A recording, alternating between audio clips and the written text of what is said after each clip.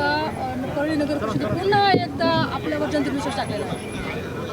मी पहिल्यांदा परळीच्या मायबाप जनतेचे मनापासून ऋण व्यक्त करतो की त्यांनी पुन्हा एकदा राष्ट्रवादी काँग्रेस, भारतीय जनता पार्टी आणि रिपाईच्या महायुतीला आज या ठिकाणी कौल दिला आहे.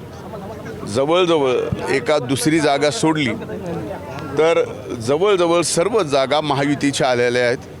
जे अपक्ष आहेत ते सुद्धा या ठिकाणी महायुतीचेच आहेत.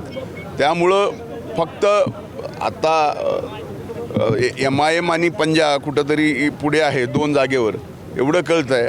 पण जवळजवळ सर्व जागेवर या ठिकाणी महायुतीने विजय मिळवला आणि ऐतिहासिक मताने नगराध्यक्षसुद्धा या ठिकाणी निवडून येतील. प्रचारामध्ये आपल्याला अनेक प्रकारे घेण्यात आलं, आपल्याला भाषण सुद्धा करू दिलेलं गेलं नाही. मात्र तरी देखील आपण जे संयमाने भूमिका निभवली नाही. भाषण कुणी करू दिलं नाही असं म्हणतात. मला कुणी रोखलं होतं भाषण करायला?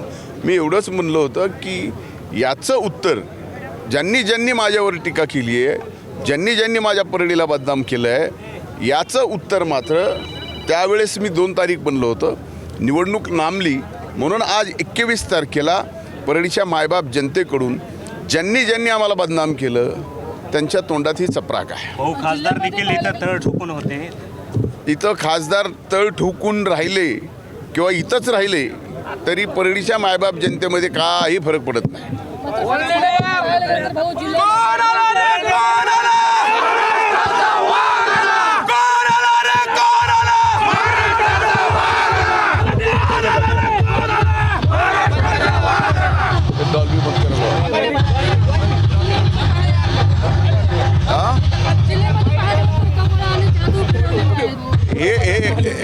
हे नक्कीच आहे की ज्या ठिकाणी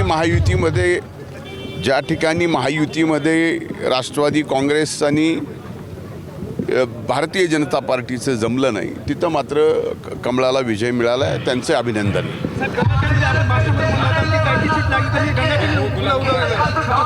हो, मी आत्ता निघालोच आहे.